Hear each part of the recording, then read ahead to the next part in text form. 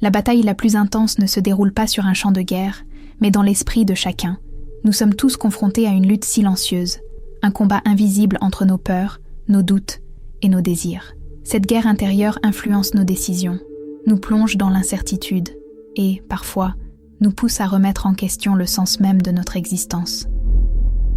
Tolstoï lui-même a traversé cette tempête, malgré sa renommée et son succès. Il se retrouvait piégé dans un vide inexplicable, incapable de comprendre pourquoi il ressentait une telle souffrance, alors qu'il avait tout pour être heureux. Ce conflit n'est pas propre aux penseurs et aux philosophes. Il affecte chacun de nous, dans nos choix quotidiens, nos hésitations, nos regrets.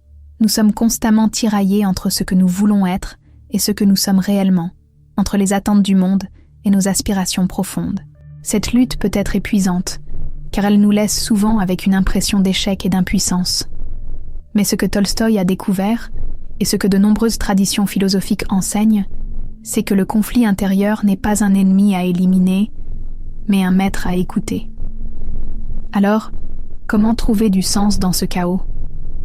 Tolstoï a compris que la première étape était d'accepter cette bataille intérieure plutôt que de chercher à la fuir.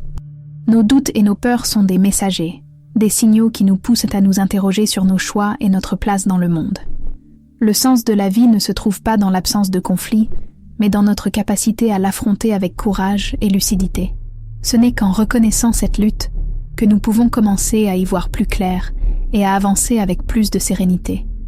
Parfois, les réponses que nous cherchons nous trouvent avant même que nous sachions poser les bonnes questions. C'est ce qui est arrivé à Tolstoï, et c'est ce que de nombreuses personnes vivent lorsqu'elles traversent une crise existentielle. Lors d'une nuit d'insomnie, en quête de réponses, le narrateur du Bhagavad Gita tombe par hasard sur ce texte sacré hindou. Il ne le cherchait pas, mais il semblait être exactement ce dont il avait besoin à ce moment-là. Tolstoï, lui aussi, a vécu une découverte similaire lorsqu'il a commencé à explorer la spiritualité après des années de doute et de désespoir. Le Bhagavad Gita raconte l'histoire d'Arjuna, un guerrier figé par l'angoisse au moment où il doit entrer en guerre. Il est submergé par le doute, incapable d'agir, terrifié à l'idée de devoir affronter ses proches sur le champ de bataille. C'est alors que Krishna, son guide divin, lui enseigne des vérités profondes sur le sens de la vie, la mort et le devoir. Cette histoire n'est pas seulement celle d'un guerrier légendaire, c'est celle de chaque être humain face à ses propres choix et dilemmes. Arjuna représente l'homme en crise, perdu dans ses contradictions, exactement comme Tolstoï l'a été. Cette connexion entre Tolstoï et Arjuna est frappante. Tous deux ont cherché des réponses en dehors du monde matériel, au-delà de la logique humaine. Ce que Tolstoï a découvert dans sa propre quête spirituelle rejoint les enseignements du Bhagavad Gita. Nos batailles ne sont pas uniquement externes, elles sont avant tout intérieures. Et la vraie sagesse ne réside pas dans l'évitement du conflit, mais dans la manière dont nous y faisons face. En lisant cette œuvre, Tolstoï a trouvé un écho à ses propres questionnements, une porte d'entrée vers une nouvelle manière de voir l'existence. Dans le Bhagavad Gita, le champ de bataille de Kurukshetra n'est pas qu'un lieu physique, c'est une métaphore puissante des luttes que chacun de nous affronte au quotidien. Arjuna ne se bat pas seulement contre ses ennemis, mais contre lui-même, contre ses doutes, ses peurs et son sens du devoir. Ce moment suspendu, où il hésite avant d'agir, est une image forte des conflits intérieurs que nous vivons tous. Comment savoir quelle est la bonne décision à prendre ? Comment faire face à nos responsabilités lorsque l'on est paralysé par l'incertitude ? Tolstoï, tout comme Arjuna, s'est retrouvé sur son propre champ de bataille intérieur. Lui aussi était entouré de ce qu'il avait toujours connu, sa famille, ses amis, son statut social, et pourtant, il se sentait étranger à lui-même. Il comprit que le combat le plus difficile n'était pas contre le monde extérieur, mais contre ses propres illusions. Nous passons une grande partie de notre vie à nous battre contre des circonstances, sans réaliser que nos véritables adversaires sont souvent nos propres pensées et nos croyances limitantes. Mais que faire lorsque nous sommes au cœur de cette bataille ? Fuir n'est pas une option, et rester figé ne mène qu'à plus de souffrance. Le seul chemin est d'avancer, de regarder en face nos peurs et d'agir malgré elles. C'est ce que Krishna enseigne à Arjuna. L'inaction par crainte de l'échec ou de la douleur est une illusion. Tolstoï a trouvé dans cette idée une réponse essentielle à sa crise existentielle. Ce n'est pas l'absence de doute qui nous permet d'avancer, mais notre capacité à agir en dépit de lui. La plus grande peur d'Arjuna sur le champ de bataille est celle de la mort. Il voit ses proches de l'autre côté du combat et s'effondre à l'idée de devoir les affronter, sachant que cela pourrait signifier leur fin. C'est alors que Krishna lui révèle une vérité bouleversante. La mort n'est qu'un passage, un changement d'état, et non une destruction définitive. L'âme, dit-il, est éternelle.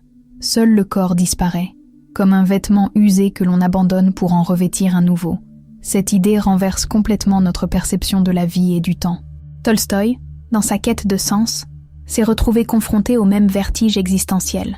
Il craignait non seulement sa propre mort, mais surtout l'absence de signification qu'elle semblait impliquer. Si tout se termine un jour, alors pourquoi vivre? Pourquoi aimer, créer, lutter, si tout doit disparaître? Mais en explorant la spiritualité, notamment à travers les enseignements de la foi et des traditions philosophiques, il comprit que la vie ne pouvait pas être réduite à sa dimension matérielle. Comme Krishna l'enseignait à Arjuna, Tolstoï réalisa que la mort n'était pas une fin, mais un élément du cycle naturel de l'existence. Cette prise de conscience ne supprime pas la peur de la mort, mais elle la transforme. Comprendre que nous faisons partie d'un mouvement plus grand que nous, d'une continuité qui nous dépasse, permet de vivre avec plus de sérénité. Tolstoï en fit l'expérience. En acceptant l'idée que la vie n'est pas uniquement définie par notre passage sur Terre, il trouva une forme de paix intérieure. Ce n'est pas en fuyant l'inévitable que l'on trouve du sens, mais en embrassant la réalité telle qu'elle est, avec ses mystères et ses incertitudes. L'une des plus grandes sources de souffrance pour l'homme est de ne pas savoir pourquoi il est là. Arjuna, face à la guerre qui l'attend, se sent perdu. Il doute de son rôle. Il remet en question la nécessité du combat et ne sait plus s'il doit avancer ou renoncer. C'est alors que Krishna lui révèle une vérité essentielle. Chaque être humain a un dharma, un devoir qui lui est propre, une mission unique à accomplir dans cette vie. Ignorer ce rôle, c'est nier la nature même de notre existence. Tolstoï, en pleine crise existentielle, se retrouva confronté à la même question. Après avoir connu la gloire littéraire et le succès, il se demandait encore « Pourquoi suis-je ici ? Quel est mon but ?» Il comprit alors que le sens de la vie ne se trouvait pas dans les désirs éphémères, mais dans l'alignement avec quelque chose de plus grand que soi. Pour Arjuna, c'était son rôle de guerrier. Pour Tolstoï, ce fut l'écriture et la transmission d'un message spirituel profond. Lorsqu'il cessa de se battre contre lui-même et accepta ce chemin, il trouva enfin une forme de paix intérieure. Mais comment savoir quel est notre propre dharma? Krishna enseigne qu'il ne s'agit pas de choisir un chemin par intérêt ou par calcul, mais d'écouter ce qui nous appelle profondément, même lorsque cela semble difficile. Tolstoï nous montre que la véritable satisfaction ne vient pas de la réussite extérieure, mais du fait d'accomplir ce que nous sommes réellement censés faire. Tant que nous luttons contre notre propre nature, nous restons enfermés dans l'angoisse et le doute. Mais dès que nous acceptons notre mission, tout prend sens. Pourquoi souffrons-nous? Selon Krishna, la véritable cause de la souffrance humaine est le désir insatiable. Nous courons après la richesse, la reconnaissance, le succès, l'amour, croyant que lorsque nous atteindrons ces objectifs, nous serons enfin en paix. Mais la réalité est bien différente. Plus nous obtenons, plus nous voulons encore. Cette course sans fin crée un cycle d'insatisfaction, une frustration permanente qui nous empêche d'apprécier le présent. Ce n'est pas l'absence de succès qui nous fait souffrir, mais notre incapacité à nous détacher de l'envie de toujours posséder plus. Tolstoï a lui-même vécu cette réalité. Pendant des années, il a cherché à donner un sens à sa vie à travers son talent, sa renommée et ses accomplissements littéraires. Mais au lieu d'apaiser son esprit, ses succès n'ont fait que renforcer son sentiment de vide. Il a compris que l'attachement aux choses extérieures ne mène jamais au bonheur durable. Dès que nous obtenons quelque chose, un autre désir surgit pour prendre sa place. La seule issue est donc de se libérer de cette illusion, d'apprendre à vivre sans être dépendant des résultats ou des attentes du monde. Ce détachement ne signifie pas renoncer à tout, ni vivre sans ambition, mais plutôt agir sans être esclave du désir. Krishna enseigne à Arjuna que ce n'est pas l'action qui crée la souffrance, mais l'obsession du résultat. Tolstoï adopta cette philosophie en transformant sa façon de vivre. Il abandonna sa quête du succès matériel et trouva la paix dans une existence plus simple et spirituelle. Ce que nous possédons ne nous définit pas. C'est seulement lorsque nous cessons d'attendre que quelque chose nous rende heureux que nous trouvons la véritable liberté. La véritable liberté ne consiste pas à posséder tout ce que l'on désire, mais à ne plus être esclave de nos désirs. Krishna enseigne à Arjuna que l'attachement est ce qui nous emprisonne et nous rend vulnérables à la souffrance. Nous avons tendance à croire que notre bonheur dépend de ce que nous obtenons, une réussite, un amour, une reconnaissance. Mais cette illusion nous enferme dans une anxiété permanente. Se détacher ne signifie pas cesser d'agir, mais agir sans être dominé par la peur de perdre ou l'obsession de gagner. Tolstoï comprit cette leçon lorsqu'il se détourna de sa vie aristocratique pour adopter une existence plus simple. Il réalisa que son mal-être ne venait pas de ce qui lui manquait, mais de son attachement aux attentes extérieures. Plus il cherchait le sens dans la gloire et la richesse, plus il se sentait vide. Ce n'est que lorsqu'il lâcha prise sur ses illusions et choisit d'écrire non plus pour la célébrité, mais pour exprimer une vérité plus profonde, qu'il trouva une paix intérieure. L'homme devient libre lorsqu'il ne dépend plus du regard des autres, ni des résultats de ses actions. Ce détachement est un art difficile à maîtriser. Nous sommes conditionnés à croire que notre valeur dépend de ce que nous accomplissons, et l'idée d'agir sans attendre de récompense semble contre-intuitive. Pourtant, Krishna et Tolstoï nous montrent que la paix ne vient pas de ce que nous obtenons, mais de notre capacité à agir sans peur et sans attachement.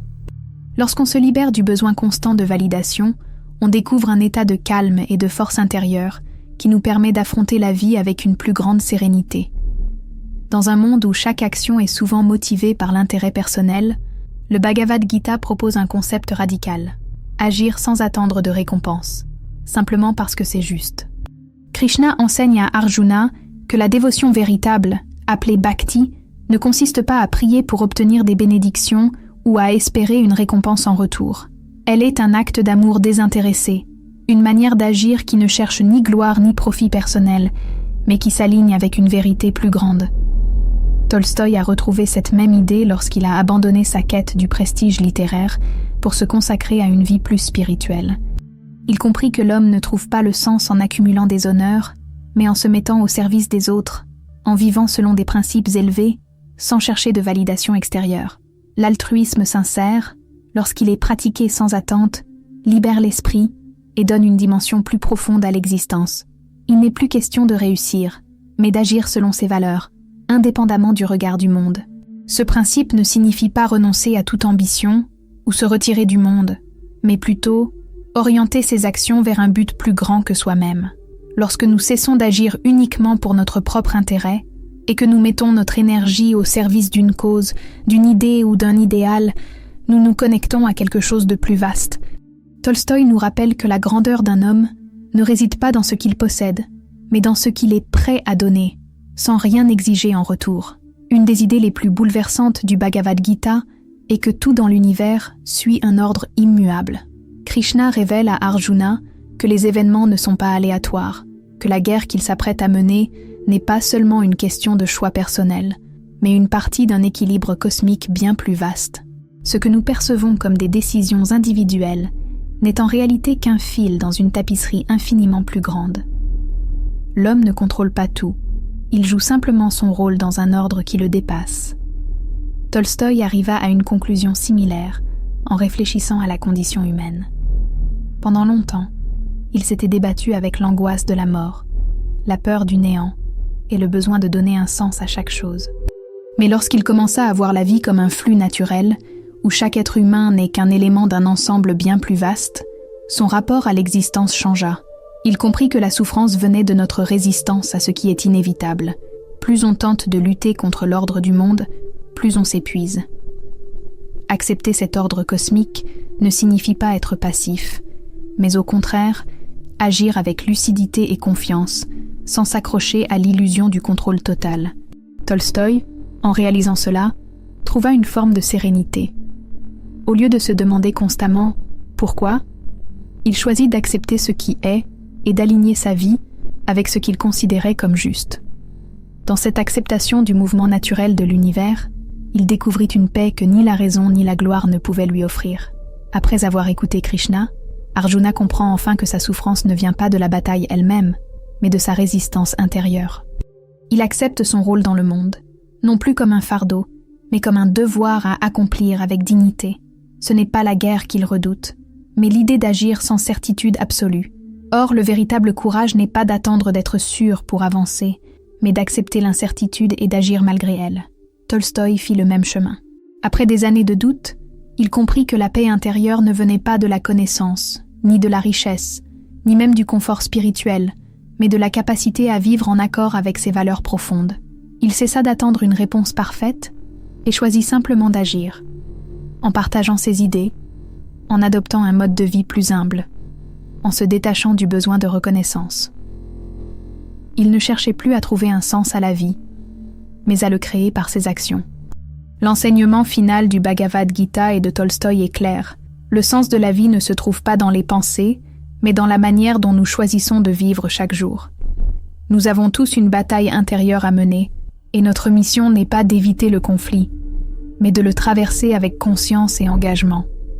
Ce qui compte, ce n'est pas d'avoir toutes les réponses, mais de poser les bonnes questions et d'avancer malgré l'incertitude. C'est ainsi que nous trouvons un véritable but, non pas en cherchant un sens absolu, mais en donnant du sens à ce que nous faisons.